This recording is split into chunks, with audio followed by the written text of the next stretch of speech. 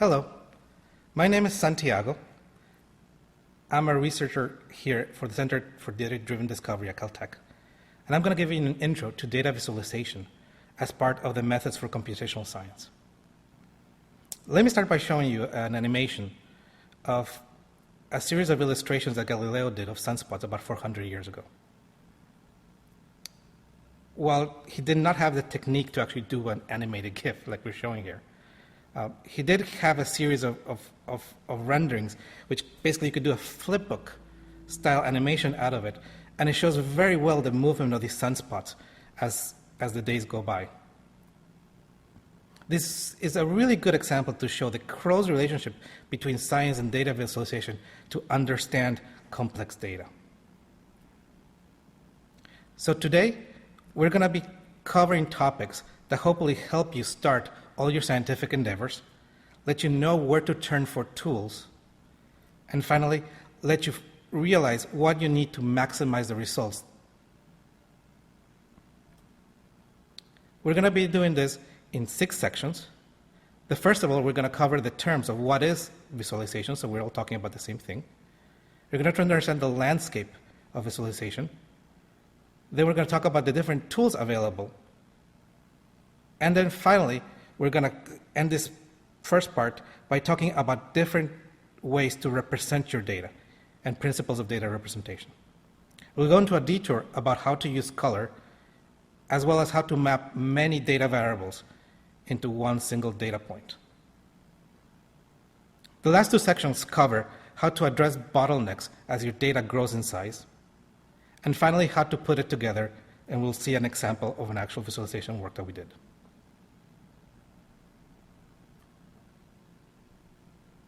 So let's start. What is visualization? In its simple form, we could say that visualization is anything that translates data into a more understandable format. While visualization has the word visual in it, it doesn't necessarily just cover visual displays. In fact, there's lots of work being done into using audio, sound, sonification to actually map data. You can also use haptic feedback. In this case, I'm showing a small USB device called the GeoMagic Touch. Used to be the Phantom Omni, which lets you move around in 3D space and actually feel resistance as you move around your space. And of course, you can couple this with high-resolution display. You can add a Kinect to actually keep track of your head position. You can add a leap motion to actually keep track of your fingers and where they are in 3D space, so you can actually interact directly with the data. And finally, you can use mobile devices like an iPad to actually be able to interface with your display tool so that you can actually detach the interaction tools from the actual display. So visualization really helps you do everything from simply present your data to actually explore your data and try to learn something about your data. Everything in between, from quick viewing the data that's coming out of your simulation, creating results for publication, demonstrating to others what your data is doing, what your science is trying to demonstrate. Debugging is a big reason to actually do visualization, understand if the results from your simulation are actually coming as you expected. And of course, analysis and trying to find very specific things about your data by interactive probing or data analysis tools.